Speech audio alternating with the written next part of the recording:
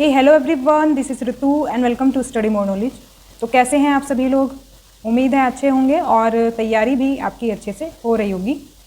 तो साइंस की इस क्लास में हम स्टार्ट करने वाले हैं एक नया chapter which is the living organisms and their surroundings. तो जो सजीव होते हैं, जिनमें लाइफ होती है, उनकी क्या विशेषताएँ होती हैं और उनके आवास के बारे में हम इस चैप्टर में जानेंगे। तो चलिए शुरू करते हैं आज की class. Here is something about me. ये सभी एग्ज़ाम्स मैंने क्वालिफाई किए हुए हैं और you can also follow me on social media, Facebook page, Insta ID and Telegram channel. सभी का लिंक आपको डिस्क्रिप्शन में मिल जाएगा, सो डायरेक्टली आप वहाँ से ज्वाइन कर सकते हैं।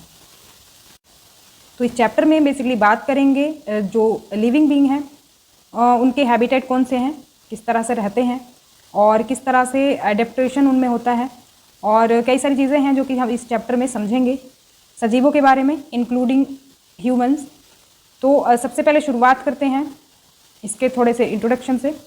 तो समुद्र में पौधे और जानवर खारे पानी से घिरे होते हैं। अगर बात करें समुद्र की, तो in the sea plants and animals are surrounded by saline water, यानी कि आपको पता ही है कि जो समुद्र का पानी होता है वो खारा होता है, थोड़ा सॉल्टी वाटर होता है। अगर उसको टेस्ट करके देखेंगे तो वो थोड़ा सा नमकीन होता है टेस्ट में। तो उसमें से ज़्यादातर पानी में घुली हवा का इस्तेमाल करते हैं। तो आप सोच सकते हैं कि जो जीव पानी में रहते हैं वो सांस कैसे लेते होंगे, क्योंकि पानी के अंदर तो नहीं जा रहा है, हवा तो नहीं जा रही है, लेकिन पानी में घुली होती है हवा। आपको पता है ना, जो पानी अब हमारा ऑक्सीजन से मिलकर के बना है, तो ऑक्सीजन पानी में घुली रहती है। तो उसी जो है पानी का उसी हवा का ये इस्तेमाल करते हैं, हम कह सकते हैं, सांस लेने के लिए। तो रेगिस्तान में बहुत कम पानी उपलब्ध है। अगर बात करें रेगिस्तान की, तो देखो समुद्र की हमने बात कर ली, रेगिस्तान के बारे में अगर हम देखें तो वहाँ पर एक तो पानी कम होता है और इसके अलावा उसमें दिन में बहुत गर्मी होती है, रात में बहुत ठंडी होगी। रात में ठंड और दिन में गर्मी होने का क्या कारण है? देखो, सूरज की जब तेज़ धूप पड़ती है रेत पर और वहाँ की ज़मीन पर, क्योंकि वहाँ की ज़मीन रेतीली है, तो रेत पर जब सूर्य की गर्मी पड़ती है तो रेत बहुत जल्दी गर्म हो जाता है और गर्म भी बहुत ज़्यादा हो जाता है वो। तो इसलिए वहाँ पर क्या होता है, उस रेत को गर्म होने की वजह से वहाँ पर बहुत ज़्यादा गर्मी होती है दिन के समय में। और रात की अगर बात करें तो रात में क्या होता है, वो रेत बहुत जल्दी ठंडा भी हो जाता है। जब सूरज की रोशनी चली जाती है वहाँ से, तो क्या होता है, रेत एकदम ठंडा हो जाता है, जिसकी वजह से वहाँ पर ज़्यादा ठंड लगती है। तो जब वहाँ पर सूरज की गर्मी सामने पड़ती है रेत के, तो रेत गर्म हो जाता है, और जब सूरज की गर्मी चली जाती है तो ठंडा हो जाता है। तो उसके ठंडे और गर्म होने का जो टाइम पीरियड है ना, वो बहुत ही कम समय में हो जाता है। तो इसीलिए वहाँ पर ये एक प्रॉब्लम का वहाँ पर सामना करना पड़ता है लोगों को। तो मरुस्थल के जीव जंतु, मरुस्थल यानी वही रेगिस्तान, और पौधे मरुस्थल की मिट्टी पर निकलते हैं और अपने आसपास से आसपास की जो हवा होती है उसमें सांस लेते हैं। तो यहाँ पर देखो, हम दो जीवों के माध्यम से समझेंगे दोनों का जो हैबिटेट है, एडेप्टेशन है, वो किस तरह से होता है। हम दो जीव ले लेते हैं क्या, एक तो रेगिस्तान में रहने वाले ऊँट का एग्जाम्पल ले लेते हैं और दूसरा हम ले लेते हैं समुद्र का एक एग्जाम्पल। समुद्र में कौन रहता है? मछली। तो एक एक एग्जाम्पल दोनों जगह से हम ले लेते हैं और इनके थ्रू हम समझते हैं किस तरह से ये रहते हैं और किस तरह से ये एनवायरनमेंट को अडॉप्ट कर लेते हैं। अडोप्टेशन मतलब क्या होता है, जिस एनवायरनमेंट में हम रह रहे हैं उसी की जो जलवायु हम ग्रहण कर लेते हैं, उसी का जो पानी, हवा, जो भी है आसपास की जो चीज़ें हैं जो हमें जीने के लिए चाहिए, हम वैसा ही उसको अडॉप्ट कर लेते हैं। तो अडोप्टेशन के बारे में हम आगे भी जानेंगे। तो अभी फ़िलहाल इन दोनों के माध्यम से समझ लेते हैं। सबसे पहले बात करेंगे ऊँट की। तो ऊँट की शारीरिक संरचना उसे रेगिस्तानी परिस्थितियों में जीवित रहने में मदद करती है। देखो, एक तरह से हम एडोप्टेशन को समझने की तरफ बढ़ रहे हैं। जो ऊँट का जो स्ट्रक्चर है, बॉडी स्ट्रक्चर जो है उसका, वो उसको हेल्प करता है रेगिस्तान में रहने के लिए। अगर हम इस ऊँट को किसी ठंडी जगह में भेज दें तो वहाँ पर ये सर्वाइव नहीं कर पाएगा, क्योंकि इसका जो बॉडी का स्ट्रक्चर है वो बना है किसके लिए? रेगिस्तानी इलाके के लिए। अब इसको अगर हम समुद्र में रहने के लिए छोड़ दें ऊँट को, तो क्या ये सर्वाइव कर पाएगा? समुद्र में रह पाएगा? ना तैर पाएगा और ना ही वहाँ पर सांस ले पाएगा। तो कहने का मतलब ये है कि जो जानवर जिस जगह में रह रहा है वो उसका कहीं ना कहीं बॉडी स्ट्रक्चर जो है वो उस एनवायरनमेंट के हिसाब से बना होता है। तो देखो, इसका जो बॉडी स्ट्रक्चर है ऊँट का, वो कुछ रेगिस्तान की तरह ही, रेगिस्तान में रहने की परिस्थितियों के लिए ही बना है। तो उसके लिए क्या क्या परिस्थिति पाई जाती हैं इसकी बॉडी में? देखो, ऊँट के जो हैं लंबे पैर पाए जाते हैं, लंबे पैर होते हैं इसके। और क्यों होते हैं? जो शरीर को रेत की गर्मी से दूर रखने में मदद करते हैं। देख रहे हैं आप लंबे पैर। अगर पैर इसके छोटे होते तो क्या होता, जो हीट थी वो बॉडी को जल्दी पकड़ लेती, यानी कि अगर थोड़ी दूरी रहती है हीट से तो क्या होता है, कम हीट इसको मिल पाती है। तो क्योंकि टांगें लंबी हैं तो गर्मी से थोड़ा सा दूर रह पाता है ये। इसके अलावा ये कम मात्रा में पेशाब करते हैं। यूरिन जो होता है, दे excrete small amount of urine. देखो क्योंकि पानी की वहाँ पर कमी है तो इसलिए पेशाब कम करते हैं। मतलब इनकी बॉडी का स्ट्रक्चर ऐसा ही है कि अब क्योंकि ज़्यादा अगर करेंगे तो वो पानी की कमी इनके शरीर में हो जाएगी, इसलिए जो पानी रहता है वो इनकी बॉडी में स्टोर होकर के रहता है। इनका गोबर सूखा होता है और इन्हें पसीना नहीं आता है। पसीना आएगा तो फिर उस बॉडी का जो पानी होगा वो पसीने के थ्रू भी बाहर निकल जाएगा। तो कहने का मतलब क्या है कि जो इसका शरीर बना है वो रेगिस्तान की परिस्थितियों को सूट करता है और वहाँ पर ये सर्वाइव कर पाता है। तो इसीलिए हम कहेंगे कि ऊँट बिना पानी के कई दिनों तक जीवित रह सकता है, क्योंकि इसका बॉडी का जो स्ट्रक्चर है वो पानी को स्टोर करके रखता है। जिस माध्यम से हमारे बॉडी से पानी निकलता है यूरिन के थ्रू या फिर पसीने के थ्रू, उससे क्या है, इसके बॉडी से कम मात्रा में पानी निकल पाता है। तो इसीलिए पानी इसके बॉडी में स्टोर रहता है, जिसकी वजह से ये पानी के बिना भी सर्वाइव कर पाता है कई दिनों तक। तो इतनी चीज़ समझ लेंगे इसमें। अब आगे देख लेते हैं मछलियों के बारे में कि मछलियाँ किस तरह से सर्वाइव करती हैं पानी के अंदर। तो मछलियाँ बहुत प्रकार की होती हैं। मछली में मौजूद गलफड़े उन्हें पानी में घुली ऑक्सीजन का उपयोग करने में मदद करते हैं। देखो पानी में घुली ऑक्सीजन जो है, हम ह्यूमन बीइंग अगर पानी के अंदर चले जाएं तो क्या हम यूज़ कर पाएंगे? बिल्कुल नहीं। तो मछलियों का शरीर जो है वो बिल्कुल अनुकूलित होता है पानी में रहने के लिए। वो पानी में घुली जो ऑक्सीजन होती है उसका उनकी बॉडी उसको अपने आप ही अब्जॉर्ब कर लेती है। तो विशिष्ट विशेषताओं या कुछ आदतों की उपस्थिति जो किसी स्थान पर स्वाभाविक रूप से रहने के लिए किसी जीव को सक्षम बनाती है, अनुकूलन कहलाती है, जिसके बारे में हम जान रहे थे अभी कि अडप्टेशन क्या होता है। अडप्टेशन वही होता है जिस भी एनवायरनमेंट में हमें रहना है उसके अकॉर्डिंग हमारी बॉडी जो है वो वैसी ही बनी होती है। अब हम लोग हैं ह्यूमन की बात करें तो हम ज़मीन पर रहते हैं, और हम अगर किसी ठंडे इलाके में रहते हैं तो हमारी बॉडी उसी तरह से अडप्ट कर लेगी एनवायरनमेंट को। गर्म इलाके में रहते तो उसी हिसाब से बॉडी अडप्ट कर लेगी। वैसे ही जीवों की भी बात है। तो जीव जो पानी में रहता है उसकी बॉडी पानी के हिसाब से बनी है, और जो रेगिस्तान में रहता है या फिर ठंडी जगह पर रहते हैं जो जीव, आपने देखा होगा जो जीव हैं, ये जानवर जो हैं अलग अलग जगह में अलग अलग तरह के पाए जाते हैं। जैसे कि आप ठंडे इलाकों में, बर्फीले इलाकों में देखोगे तो आपको पोलर बियर मिलेंगे, और अब ज़मीन वाले जगह पर देखेंगे तो कई सारे ऐसे जानवर मिलेंगे जो कि ज़मीन में रह पाते हैं, कुछ पानी में रहने वाले होते हैं। तो वही है कि जो उनकी बॉडी है, जिस हिसाब से उनकी बॉडी बनी है, वो वही जगह पर सर्वाइव कर पाते हैं। तो वो स्थान जहाँ जीव रहते हैं आवास कहलाता है। The place where organisms live is called habitat. तो हैबिटेट का मतलब क्या होता है? हैबिटेट का मतलब होता है ड्वेलिंग प्लेस। तो ड्वेलिंग प्लेस होता है ऐसी जगह जहाँ पर हम रहते हैं या फिर कोई और जीव रहता है। तो रहने की जगह को बेसिकली हम कहते हैं ड्वेलिंग प्लेस या फिर हैबिटेट। तो ये जो निवास स्थान होता है जीवों को पानी, भोजन, वायु और हम कह सकते हैं शेल्टर प्रदान करता है, जो कि बेसिक ज़रूरत होती है किसी भी जीव के लिए। तो इसमें देखो दो प्रकार के होते हैं आवास, एक तो होते हैं स्थलीय आवास और एक होते हैं जलीय आवास। Terrestrial habitats and aquatic habitats. Terrestrial क्या होते हैं? जो वे पौधे और जानवर जो भूमि पर रहते हैं, तो वो जगह उनके रहने की जो है वो कहलाती है क्या? Terrestrial habitats. भूमि जहाँ पर ये प्लांट या फिर एनिमल्स रहते हैं, क्योंकि प्लांट भी क्या है, हमारे लिविंग बीइंग हैं, सजीव हैं। तो इसीलिए प्लांट और एनिमल दोनों को ही हम इंक्लूड कर लेते हैं सजीव में। तो सजीव मतलब वही जिनमें जीवन होता है। तो ये भूमि पर जो रहते हैं उनको हम क्या कहते हैं? वो रहने वाली जगह को हम क्या कहते हैं? स्थलीय आवास, जो ज़मीन पर रहने वाले होते हैं उसके लिए। तो इसका अगर हम एग्जाम्पल लें तो वन, घास के मैदान, मरुस्थल, तटीय और पर्वतीय क्षेत्र, ये कई ऐसी जगह हैं जो कि हमारे किस में आते हैं? स्थलीय आवास में। यानी कि जो हैबिटेट्स हमारे ज़मीन पर बने होते हैं उसमें कई सारी चीज़ें होती हैं। इसमें जंगल इंक्लूड होते हैं, इसमें घास स्थल आते हैं, ग्रासलैंड्स आते हैं, इसमें डेजर्ट आ जाते हैं, रेगिस्तान आ जाते हैं इसमें, और कोस्टल रीजन जो होते हैं, जो हमारे तटीय इलाके होते हैं समुद्र के किनारे वाले, वो इसमें इंक्लूड होते हैं। और जो हमारे पर्वतीय इलाके होते हैं, माउंटेन रीजन्स, वो भी हमारे टेरेस्ट्रियल हैबिटेट्स में इंक्लूड होते हैं। अब दूसरा जो आवास है हमारा, दूसरे जो हैबिटेट्स हैं वो है क्या? जलीय, एक्वेटिक, इंग्लिश में कहेंगे एक्वेटिक।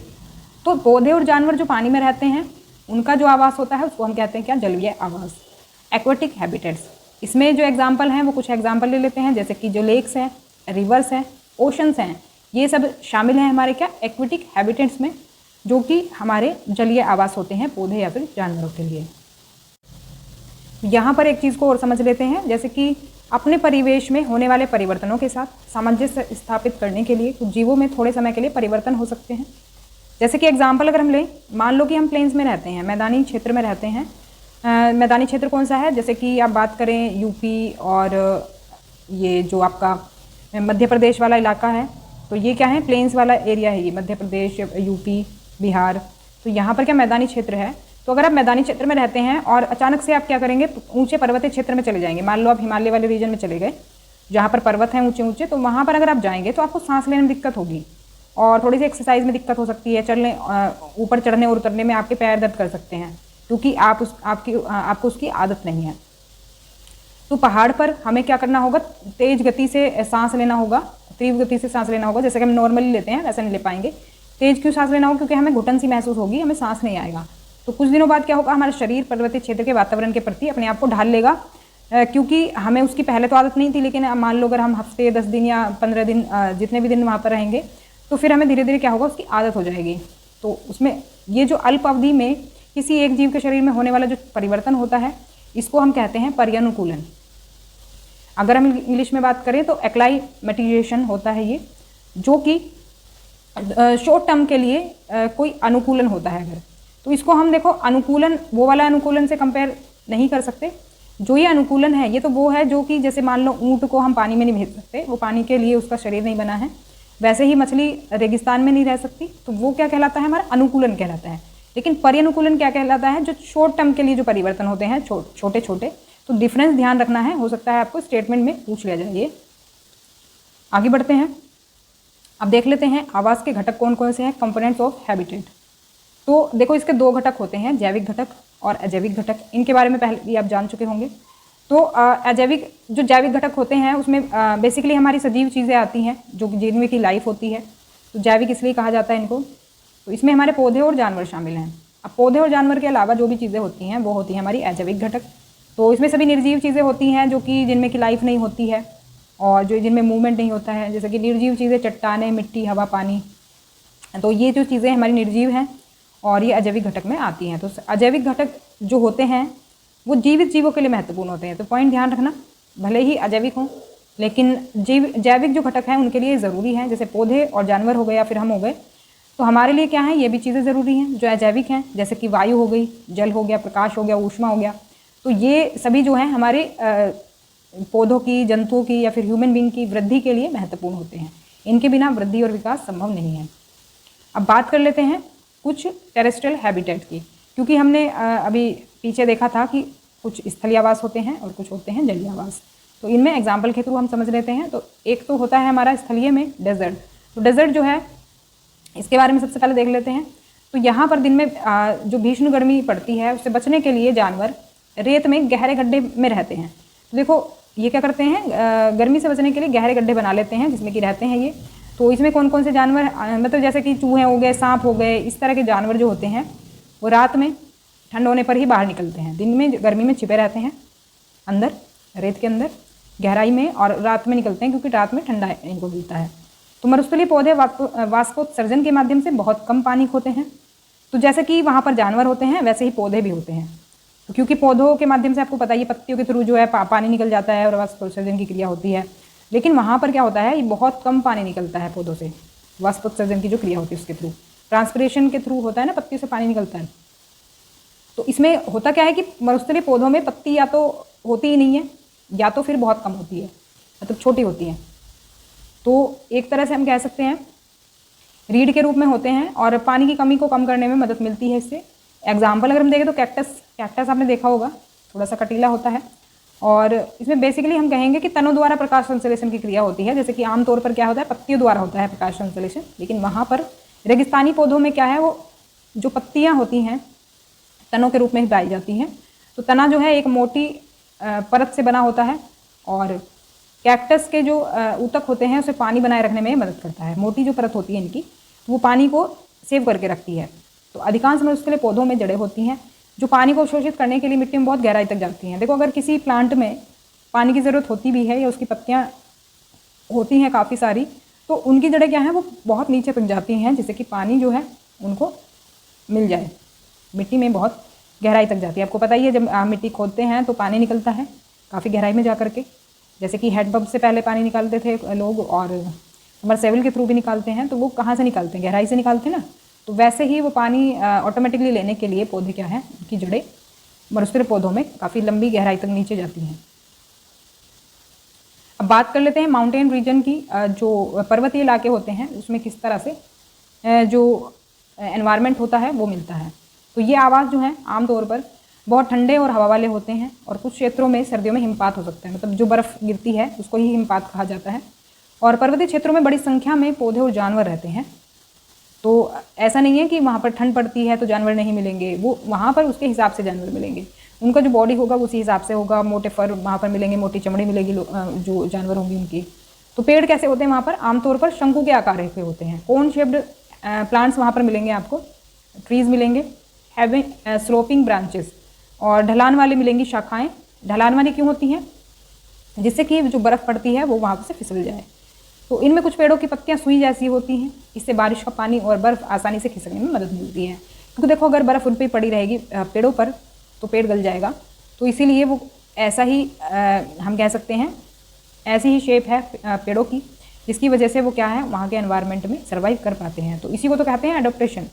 तो या पौधों की बात करें या जानवरों की बात करें, तो जैसे माहौल के हिसाब से उनकी बॉडी बनी होती है, शरीर उनका सर्वाइव कर पाता है, तो वही कहलाता है एडॉप्टेशन। तो इसमें पहाड़ों पर अलग अलग प्रकार के अलग अलग आकार के पेड़ भी मौजूद हैं। ऐसा नहीं है सिर्फ कौन शेप्ड ही होंगे, तो और भी तरह के यहाँ पर पेड़ों की प्रजातियाँ मिलती हैं। जानवरों को ठंड से बचाने के लिए उनकी मोटी चमड़ी या फर होते हैं। देखो चमड़ी मोटी होगी और उस पर फर भी होंगे। आपने देखा होगा जो भेड़ होते हैं, याक होते हैं, इनके बाल लंबे होते हैं। कुछ से तो हमें ऊन मिलती है, उनके बालों को काट करके क्या होता है ऊन मिलती है।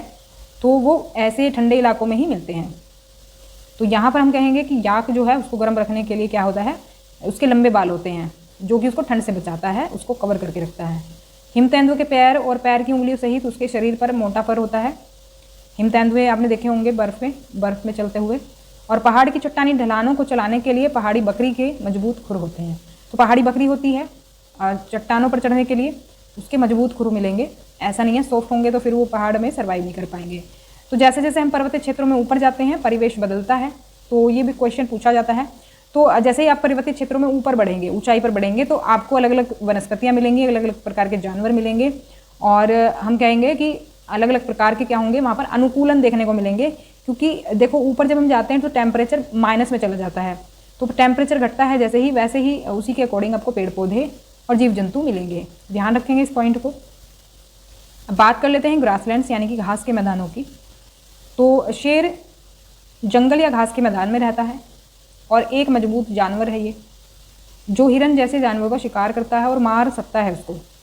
तो क्योंकि देखो ग्रासलैंड्स में ही रहते हैं शेर, तो इसको कहाँ से खाना मिलेगा? तो ये जो जीव होते हैं छोटे, उनको मार करके इनको खाना मिलता है। तो शेर के आगे के पैरों में पंजे होते हैं। इसका हल्का भूरा रंग होता है जो कि इसे सूखे घास के मैदानों में छिपने में मदद करता है। अब क्योंकि देखो घास के जो मैदान है वो तो इक्वल है, बिल्कुल दूर से ही कोई दिख जाएगा आता हुआ, तो शिकारी जो है वो ऐसे छिपेगा। शिकारी तो जब भी छिप पाएगा ना जब उसका जो कलर है वो एनवायरनमेंट में घुला होगा। तो जैसा घास का रंग होता है ना वैसे ही उसका रंग होता है, तो इसलिए उसका पता ही नहीं चलता शेर कौन सा है और घास कौन सी है। तो दूर से कोई देख नहीं सकता इसको। तो शेर जैसा जानवर शिकार का मतलब जो जानवर है उसको शिकार कहेंगे ना, तो शिकार करता है एक तरह से। तो एक हिरन को शिकारियों की उपस्थिति के बारे में जानने की ज़रूरत है ताकि वो उनसे दूर भाग सकें और शिकार ना बने। तो देखो हिरन जो है, हिरन का भी बॉडी ऐसी होती है, बॉडी का स्ट्रक्चर, उसके जो आंखें होती हैं वो सिर के दोनों तरफ होती हैं, जिससे कि वो अपने शिकारी जो है उसको भांप सके और पहले ही पता चल जाए और वो भाग सके, बच सके उससे। तो हिरन का भी बॉडी ऐसी बनी होती है उसके एनवायरनमेंट के हिसाब से, और शेर की भी बॉडी उसके हिसाब से बनी है। मतलब बचाव भी दोनों का और दोनों का भोजन का भी प्रबंध रहता है। अब कौन बचेगा और कौन मतलब कह सकते हैं कौन जीतेगा, ये उन दोनों पर ही डिपेंड करता है। तो इस तरह के जानवर वहाँ पर मिलते हैं जिनका कि शेर शिकार करते हैं, तो ध्यान रखेंगे। और अब बात कर लेते हैं कुछ जलीय आवास की। तो जलीय आवास में सबसे पहले आता है ओशन। ओशन जो है वो हम कह सकते हैं काफ़ी ब्रॉड लेवल का ये आवास होता है। समुद्र है हमारी पृथ्वी पर। बहुत से समुद्री जंतुओं का शरीर धारा रेखीय होता है। धारा रेखीय किसे कहते हैं? धारा रेखीय कहते हैं इस तरह के शरीर को, जैसे कि आगे से ये पतला है और पीछे से भी पतला है और बीच से मोटा है। तो फिश जो होती है उसका कुछ इसी तरह का बॉडी शेप होता है, इसको हम धारा रेखीय बोलते हैं। ज़्यादातर जो समुद्री जीव हैं उनका बॉडी शेप इसी तरह का होता है जो कि उनको तैरने में मदद करता है पानी में। तो जिससे कि वो जल में सुगमता से चल सकें, इसलिए इनका बॉडी ऐसा होता है। बात करें स्क्विड और ऑक्टोपस की, तो ऐसे कुछ समुद्री जंतु हैं जिनका शरीर आमतौर पर धारारेखीय नहीं होता है। तो पूछा जा सकता है, तो ध्यान रखेंगे किसका बॉडी नहीं होता है धारारेखित, ये होता है स्क्विड और ऑक्टोपस। ऑक्टोपस और स्क्विड का बॉडी कुछ डिफरेंट होता है। तो यहाँ पर मैंने इसीलिए पिक्चर भी अटैच कर दी है जिससे कि आपको पता चले। तो यहाँ पर आप देख पाएंगे ये स्क्विड है और ये है नीचे ऑक्टोपस। तो इनका बॉडी शेप नहीं है वैसा जो हम स्ट्रीमलाइन बॉडी कहते हैं, धारारेखित कहते हैं, जैसे कि फिश का होता है। तो ये क्या इनके साथ होता क्या है कि ये समुद्र की गहराई में तलहटी में रहते हैं, जो तल रहता है ना समुद्र का उसमें रहते हैं। यहाँ पर आप देख भी रहे हैं तल में ये तो बिल्कुल तली में रहते हैं समुद्र में, और अपनी ओर आने वाले जो जानवर होते हैं उनका शिकार करते हैं। अब मतलब वही जो समुद्री जीव होते हैं उनका शिकार करते हैं, और जब वे जल में चलते हैं तो अपने शरीर को धारा रेखा बना लेते हैं। तो इनके अंदर ऐसी एबिलिटी होती है कि ये खुद ही अपने बॉडी को इस तरह का बना लेते हैं कि जल में चल सकें। तो देखो कितने डिफरेंट टाइप के आपके जीव होते हैं समुद्र में। बहुत सारे जीव मिलेंगे आपको डिफरेंट टाइप्स के। तो जल में सांस लेने के लिए इनमें गिल होते हैं, गिल्स होते हैं। They have gills to breathe in water. देखो ये पॉइंट्स ध्यान रखने वाली बात है कि किसमें गिल्स होते हैं किसमें नहीं होते हैं, ये अक्सर पूछ लिए जाते हैं स्टेटमेंट में। अब देखो डॉल्फिन और व्हेल की बात करेंगे। डॉल्फिन और व्हेल जो हैं इनके गलफड़े नहीं होते, जैसा कि अभी हमने लास्ट पीपीटी में बात की थी कि ज़्यादातर जो समुद्री जीव होते हैं उनमें गिल्स पाए जाते हैं। लेकिन ध्यान रखना डॉल्फिन और व्हेल में गिल्स नहीं पाए जाते। तो ये क्या करते हैं, ये फेफड़ों में हवा में सांस लेते हैं। जिस तरह से हम लंग्स के थ्रू सांस लेते हैं ना, वैसे ही ये भी लंग्स के थ्रू सांस लेते हैं। अब लंग्स से कैसे सांस लेंगे, क्योंकि आपको पता ही है लंग्स में तो पानी भर जाएगा अगर ये सांस लेंगे तो ठीक वैसे ही लेते हैं जैसे हम करते हैं। तो ये मछली की तरह पानी के भीतर सांस नहीं ले सकते, क्योंकि लंग्स के थ्रू ले रहे हैं तो पानी के भीतर सांस नहीं ले सकते, जैसे हम नहीं ले सकते। तो उनके पास गलफड़े नहीं होते हैं, गिल्स नहीं होते हैं, इसलिए ये पानी के भीतर सांस नहीं ले सकते। तो ध्यान रखना, अगर पानी के भीतर सांस लेना है मछली को या किसी और जीव को तो उनके पास गिल्स होने चाहिए। अगर गिल्स नहीं है तो ये पानी के भीतर सांस नहीं ले सकते।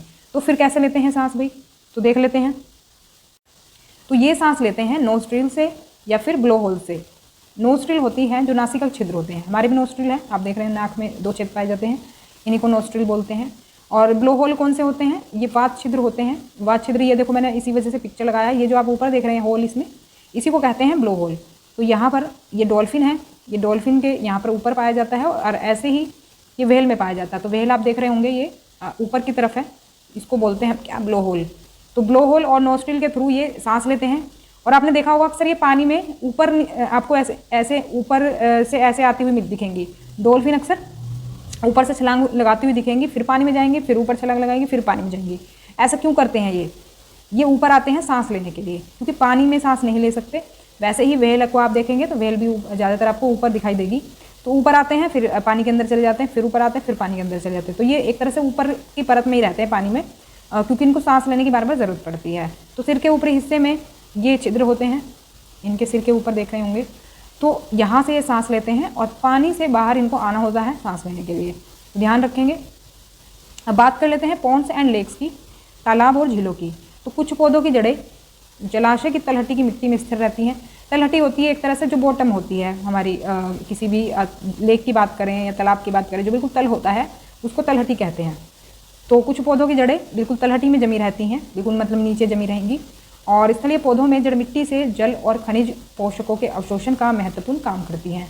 जैसे कि ज़मीन पर पौधे होते हैं जो काम वो करते हैं, वैसे ही यहाँ पर जो ज़मीन में लगे रहते हैं पौधे वो भी वैसे ही काम करते हैं। लेकिन जलीय पौधों में जड़ें आकार में वो छोटी होती हैं, तो जड़ें इनकी छोटी होती हैं और इनका मुख्य काम क्या होता है, पौधे को तलहटी में जमाए रखना होता है, तल में बिल्कुल जमाए रखना होता है।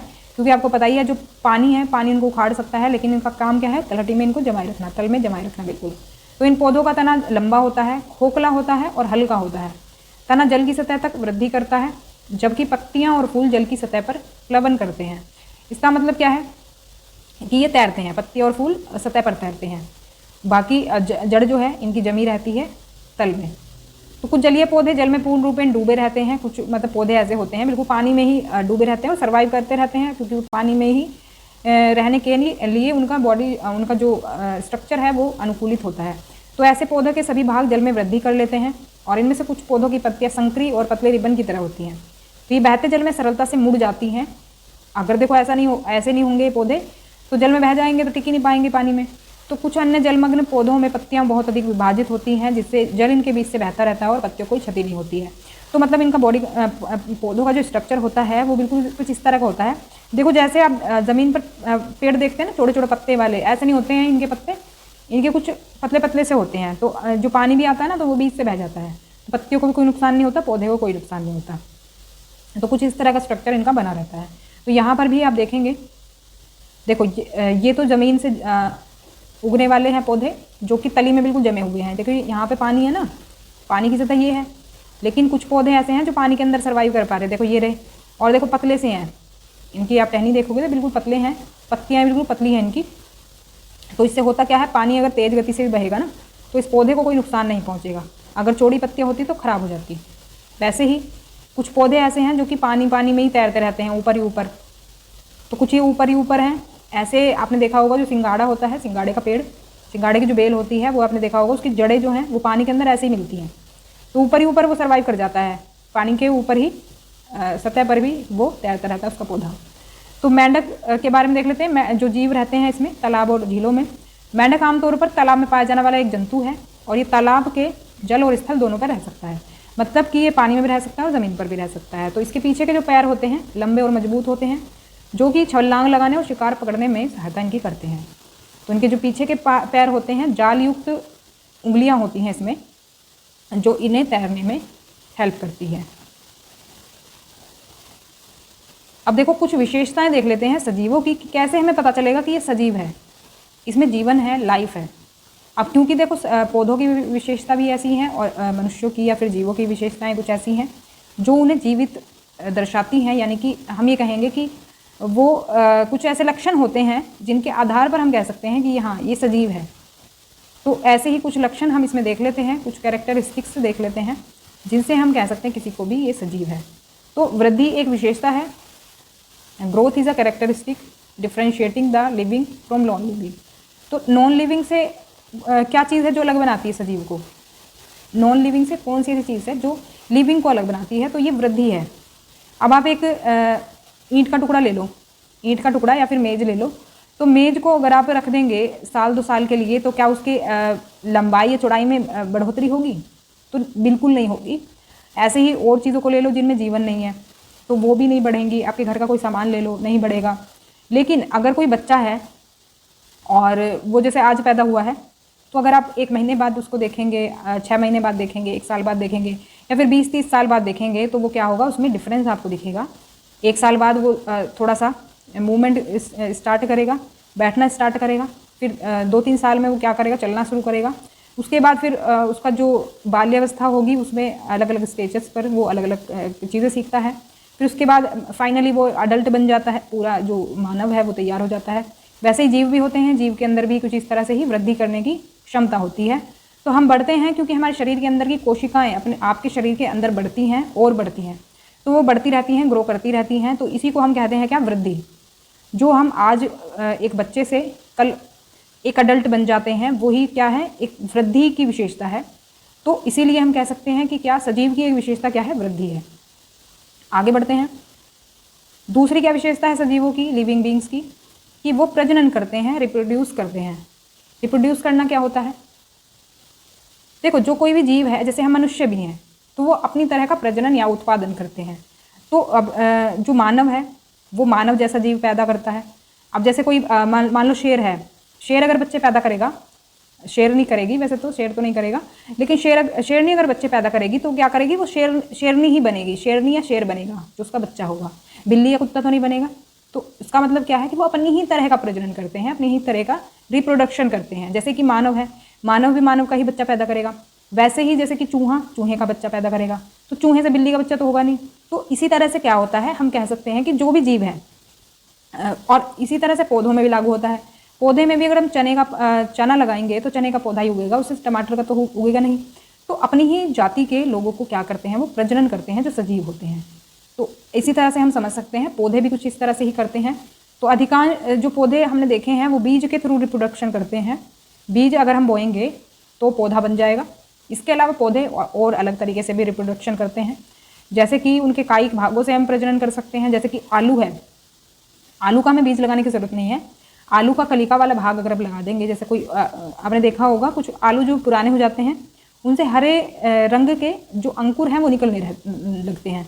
अगर आप उस भाग को बो देंगे, कहीं मिट्टी में लगा देंगे तो उससे पौधा निकल जाएगा। तो वही बात हो रही है यहाँ पर कि आलू के कलिका वाले भाग से आप नया पौधा तैयार कर सकते हैं। दूसरा क्या मेथड है, मतलब तीसरा है, ये पौधे कलम द्वारा भी उगाए जाते हैं। तो इसमें मेन जो एग्जाम्पल है वो हम ले सकते हैं रोज़ का, गुलाब का। तो मान लो आपने किसी कलर का गुलाब देखा, वाइट, येलो या फिर पिंक, क्योंकि कई सारे कलर के रोजेस होते हैं और अक्सर हम देख करके हमारा मतलब मन करता है कि ऐसे इस कलर का पौधा तो हमारे यहाँ होना चाहिए, इस कलर का फ्लावर हमारे यहाँ पर भी खिलना चाहिए। तो आप क्या करते हैं, फिर वहाँ से क्या करते हैं, आप थोड़ा सा उसका भाग, उसकी टहनी तोड़ लेते हैं या काट लेते हैं। तो उसको, उस टहनी को अगर आप कहीं पर लगा देंगे तो टहनी के थ्रू क्या हो जाएगा, एक प्लांट बन जाएगा। जैसे अगर आप उसे खाद पानी देते रहेंगे समय समय पर तो उससे पौधा तैयार हो जाएगा। तो कई ऐसे मेथड हैं ये। आलू की कलिका से हम पौधा बना सकते हैं, कलम रोज़ की कलम से हम रोज़ का पेड़ बना सकते हैं। तीसरा क्या है, बीज के थ्रू हम पौधा बना सकते हैं। तो पौधे हम कई तरीके से उगा सकते हैं। इसके अलावा जो जानवर हैं, जानवरों में जैसे मनुष्य है, गाय है, घोड़ा है, बिल्ली है, ये सभी क्या है, बच्चे पैदा करते हैं। क्योंकि जानवरों में दो तरह के जानवर या फिर ह्यूमन बींग होते हैं, जो कि ये ह्यूमन बींग तो बच्चे ही देते हैं, और कुछ ऐसे जीव होते हैं जो कि अंडे दे करके प्रजनन करते हैं। इसमें शामिल है कौन, मछली, कीट, मेंढक, छिपकली। तो ये अंडे देते हैं, अंडों से फिर क्या होता है, बच्चे निकलते हैं। तो इनमें जो है प्रजनन कुछ इस तरह से होता है। और मनुष्य को इंक्लूड करके बाकी जो कुछ जानवर ऐसे हैं जो कि डायरेक्ट बच्चे ही पैदा करते हैं अपने जैसा ही। एक मतलब उनका क्या होता है, बच्चा होता है जो कि फिर वृद्धि करके अडल्ट बन जाता है। तो यहाँ पर कुछ आप एग्जाम्पल देख सकते हैं। देखो यहाँ पर बीज से पौधा बन रहा है और यहाँ पर ये बन गया, अच्छा ये अडल्ट पौधा तैयार हो गया है। यहाँ पर अंडे दिए इस पक्षी ने और अंडों से कुछ टाइम के बाद फिर बच्चे निकल जाते हैं। और यहाँ पर आप कुछ जीव देख सकते हैं जो कि बच्चे पैदा करते हैं डायरेक्ट, जैसे बिल्ली हो गई, कुत्ता हो गया, गाय हो गई, या फिर जो ह्यूमन बींग होते हैं वो भी बच्चे ही पैदा करते हैं। इसके अलावा आलू आप देख सकते हैं, आलू से अगर कोई ये अंकुर निकल रहा है, अगर उसको आप गाड़ देंगे ज़मीन में तो उससे पौधा तैयार हो जाएगा और फिर देखो इतने सारे आलू मिल जाएंगे। एक बार चाहें तो आप बो करके देखें तो काफ़ी सारे आलू इससे निकल जाएंगे। वैसे ही हम अदरक को भी बोते हैं। और इसके अलावा जो अरबी होती है, अरबी को भी कुछ इस तरह से ही हम उगाते हैं। अब एक चीज़ और देख लेते हैं, जो सजीव हैं उनको भोजन की ज़रूरत होती है। अब जो हमारा इतना बड़ा शरीर है ये किसी तरह तो चलेगा, खाद पानी तो देना पड़ेगा ना, जैसे पौधों को हम खाद देते हैं, पानी देते हैं, उस तरह से क्या होता है, ऐसे ही इंसान को भी ज़रूरत होती है। तो दोनों के भोजन की बात कर रहे हैं हम। तो सभी जीवों को विभिन्न कार्यों को करने के लिए, ऊर्जा प्राप्त करने के लिए, शरीर को विकसित करने के लिए, मेंटेन करने के लिए या फिर बीमारी से बचाने के लिए क्या है, भोजन की ज़रूरत होती है। इसमें अगर बात करें तो पौधे तो अपना भोजन खुद ही बना लेते हैं, लेकिन जो जंतु होते हैं या फिर जो मानव होते हैं वो पौधों पर डिपेंड होते हैं अपने भोजन के लिए, पौधों पर या फिर जीवों पर। तो जो नॉन वेजिटेरियन होते हैं वो जीवों को भी खाते हैं। तो इंसान ऐसा जीव है जो कि पौधे और जानवर दोनों को ही खाता है। अब एक कैरेक्टरिस्टिक क्या है लिविंग बींग्स की, कि वो रेस्पायर करते हैं, श्वसन करते हैं, यानी कि सांस लेते हैं। अब देखो ये जो हम कैरेक्टरिस्टिक्स पढ़ रहे हैं ना, ये पौधे और जानवर दोनों के लिए पढ़ रहे हैं, सिमिलैरिटी है दोनों में। तो सभी जीवित प्राणी अपने शरीर में ऊर्जा उत्पन्न करने के लिए भोजन का उपयोग करते हैं। ऑक्सीजन उनके शरीर के भीतर भोजन के साथ मिलकर ऊर्जा मुक्त करती है। तो ये एक रासायनिक परिवर्तन है जिसमें कार्बन डाइऑक्साइड और जल वाष्प उत्पन्न होते हैं। तो हवा में ऑक्सीजन को भोजन के साथ मिलाने और कार्बन डाइऑक्साइड और जल वाष्प को बाहर निकलने की प्रक्रिया को श्वसन कहा जाता है। देखो श्वसन की प्रक्रिया भी काफ़ी जटिल है, ऐसा नहीं है कि बस हमने हवा अंदर ली और अंदर वाली हवा छोड़ दी, इसमें भी काफ़ी जो जटिल प्रोसेस है वो होता है। तो ये जो ऑक्सीजन होती है हमारे भोजन में मिलती है ये, और कार्बन डाइऑक्साइड और जल वाष्प हमारा बाहर निकलता है रेस्पिरेशन के थ्रू। तो ये रेस्पिरेशन कहलाता है। रेस्पिरेशन का प्रोसेस पूछा जा सकता है कि क्या होता है, तो सांस लेना और छोड़ना इसी प्रक्रिया का हिस्सा होता है। The process of breathing in और out is the part of respiration. तो गाय, भैंस, कुत्ता, बिल्ली जैसे जो जंतु हैं बिल्कुल मनुष्य की तरह ही श्वसन लेते हैं। ये रेस्पिरेशन जो होता है इनका बिल्कुल मनुष्य की तरह ही होता है। तो अगर बात करें पौधों की, जीवों की तो बात कर ली, पौधों की जो श्वसन प्रक्रिया होती है से पत्तियों से श्वसन होता है। बेसिकली पत्तियाँ सूक्ष्म रंध्र द्वारा वायु को अंदर लेती हैं और ऑक्सीजन का उपयोग करती हैं, ऑक्सीजन का उपयोग करती हैं, कार्बन डाइऑक्साइड छोड़ते हैं। तो तो देखो कभी तो ये ऑक्सीजन लेते हैं और कभी ऑक्सीजन छोड़ते हैं। तो प्रकाश और कार्बन डाइऑक्साइड की उपस्थिति में पौधे भोजन बनाते हैं और ऑक्सीजन छोड़ते हैं। देखो ये कार्बन डाइऑक्साइड कब लेते हैं, जब इन्हें भोजन बनाना होता है। तो भोजन बनाते हैं कब, ये इनका जो प्रकाश संश्लेषण की क्रिया होती है, दिन में ये भोजन बनाते हैं। तो प्रकाश उपस्थित रहेगा और CO2 उपलब्ध रहेगी जब ये इनका भोजन बनेगा, और ऑक्सीजन ये छोड़ते हैं। तो ये ऑक्सीजन जो छोड़ते हैं ये मात्रा काफ़ी अधिक होती है। और श्वसन क्रिया की बात करें, रेस्पिरेशन की इनकी बात करें, तो ये दिन और रात दोनों में ही चलता है इनका। तो दिन में भी होता है, रात में भी होता है, बस अंतर इतना होता है कि दिन में ये ऑक्सीजन छोड़ते हैं और रात में कार्बन डाइऑक्साइड छोड़ते हैं। तो भोजन बनाने की प्रक्रिया में जो ऑक्सीजन निकलती है उसकी मात्रा पौधे द्वारा श्वसन में उपयोग की जाने वाली ऑक्सीजन की अपेक्षा बहुत अधिक होती है। मतलब कि जो इस श्वसन में लेते हैं रात को ऑक्सीजन वो काफ़ी कम लेते हैं, लेकिन जो भोजन के थ्रू ये छोड़ते हैं ऑक्सीजन वो काफ़ी ज़्यादा होती है। तभी तो वो हमारे लिए सफिशिएंट हो पाती है, हमारे लिए जो सांस लेने के लिए ऑक्सीजन ज़रूरी है। तो ये पौधों से हमें काफ़ी मात्रा में मिलती है। तो इसीलिए पेड़ लगाने को बोला जाता है, जिससे बैलेंस बना रहे ऑक्सीजन का। अब एक जो विशेषता है सजीवों की वो है उत्सर्जन, एक्सक्रीट। अब देखो क्योंकि हम खाना खाते हैं, पानी पीते हैं, अब वो बॉडी में तो रहेगा नहीं, जो वेस्ट होगा वो बाहर भी जाएगा, उसी को हम कहते हैं उत्सर्जन। तो भोजन को तोड़ने और भोजन को ऑक्सीजन के साथ मिलाने की प्रक्रिया से अपशिष्ट उत्पन्न होता है। अपशिष्ट यानी कि जो वेस्ट होता है, जो वेस्ट मटेरियल है, तो जिसे जीव को बाहर फेंकने की आवश्यकता होती है, बॉडी में तो रहेगा नहीं वो। तो अपशिष्ट को बाहर फेंकने की जो प्रक्रिया होती है उसको हम कहते हैं उत्सर्जन। इंग्लिश में देखें तो एक्सक्रीशन इसको हम कहते हैं। The process of throwing out waste is called excretion. तो हम और कई तरह के जानवर मल और मूत्र के रूप में शरीर से अपशिष्ट को बाहर निकालते हैं। पसीना भी होता है जो कि एक तरह से हम कहेंगे अपशिष्ट को बाहर निकालने का एक तरीका होता है। तो जो हम कह सकते हैं कि वेस्ट जो है हमारा फेसेस और यूरिन के फॉर्म में या फिर स्वेटिंग के थ्रू शरीर से निकलता है, जिसको कि हम कहते हैं क्या, उत्सर्जन कहते हैं। अगर ये बॉडी में से हमारे नहीं निकलेगा तो वो अंदर ही सड़ेगा, जिससे मतलब मृत्यु भी हो जाती है इंसान की। तो इसलिए बाहर निकलना बहुत ज़रूरी है जो वेस्ट होता है बॉडी का। एक और चीज़ है, क्या है इसमें, लिविंग बीइंग जो होते हैं, सजीव जो होते हैं, रेस्पॉन्ड करते हैं स्टिमुली को। स्टिमुली क्या है, मतलब कि उत्तेजनाओं के प्रति अनुक्रिया करते हैं। कहने का मतलब है जैसे कि कुछ चीज़ें अगर ऐसी हैं, जैसे कोई गर्म चीज़ का अगर आपका हाथ लग गया, मान लो प्रेस कर रहे हैं, आयरन कर रहे हैं क्लोथ्स पर, तो अगर आयरन कर रहे हैं और गलती से आयरन पर हाथ लग गया, आपका गर्म चीज़ है वो एकदम, तो आप एकदम से हाथ को हटा लेंगे। अगर ये अनुक्रिया नहीं होगी तो क्या होगा, आपका प्रेस पर हाथ लगा रहेगा, अगर आप कुछ फील नहीं करेंगे तो, और प्रेस पर जो हाथ लगेगा आपका जल जाएगा। तो ये नेचुरली ये एक तरह से हम कह सकते हैं नेचुरली एक विशेषता होती है जीवों में कि अगर कुछ इस तरह की प्रक्रिया होती है जो चीज़ें हमारे शरीर को नुकसान पहुंचा सकती हैं, तो उनसे हम एकदम से ही उनके प्रति हम अनुक्रिया करते हैं। तो ये भी सजीवों का लक्षण है। मेज़ पर आप टच कर दो प्रेस को, गर्म प्रेस को, क्या मेज़ कुछ कहेगी या मेज़ क्या अलग हट जाएगी, नहीं ना। तो जो ये सजीव होते हैं, ये इन्हीं की एक स्पेशलिटी होती है कि ये प्रतिक्रिया, तो वे क्रियाएं जो आपके शरीर के बाहर किसी चीज़ की प्रतिक्रिया में होती हैं, बाहरी उत्तेजनाओं की प्रतिक्रिया कहलाती हैं, एक्सटर्नल स्टिमुली कहलाती हैं। तो ये एक उत्तेजना एक जीवित प्राणी में प्रतिक्रिया उत्पन्न करने वाली चीज़ है।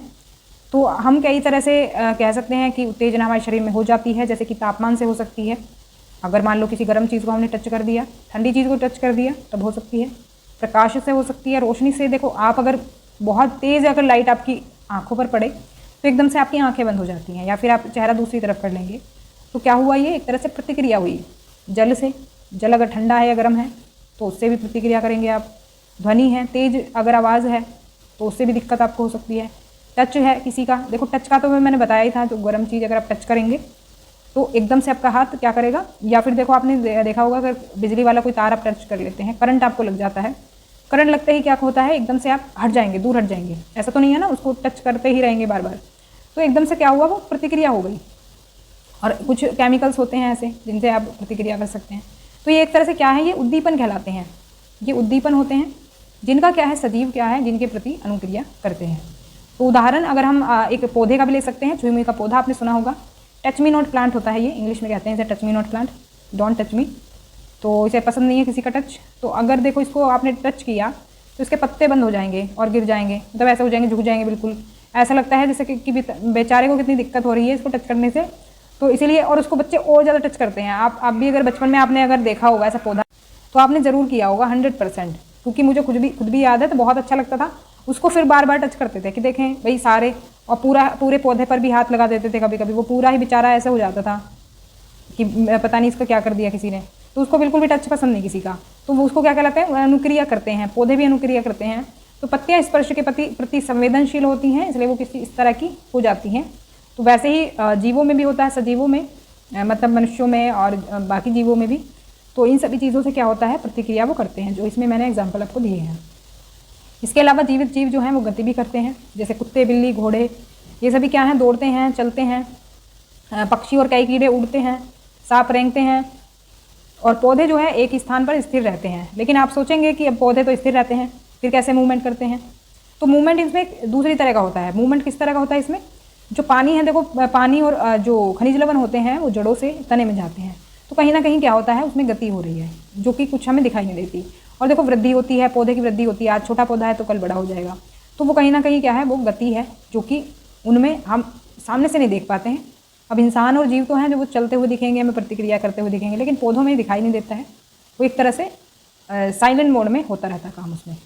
तो सजीव की मृत्यु होती है, इसलिए जीवों की प्रजाति हज़ार वर्षों तक तभी अस्तित्व में रह सकती है जबकि वे प्रजनन करें, अपने जैसी संतान उत्पन्न करें।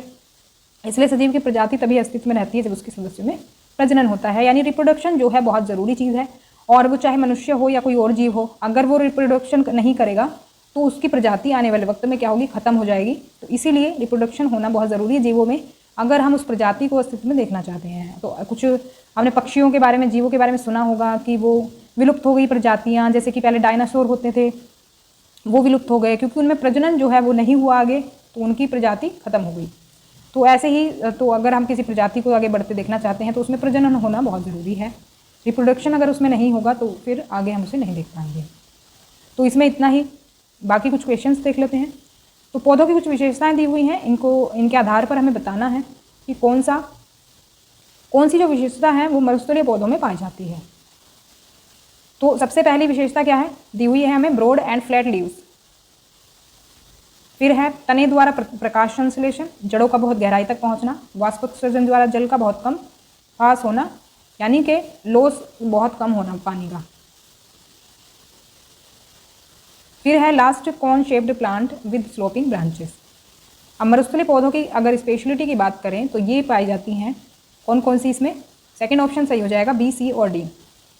डी जो है, photosynthesis carried out by stumps. मैंने क्या कहा था, जैसे नागफनी का पौधा होता है, इसमें तने द्वारा वो होता है प्रकाश संश्लेषण, क्योंकि पत्तियां जो है एक तरह से तने का ये रूप लिए रहती हैं।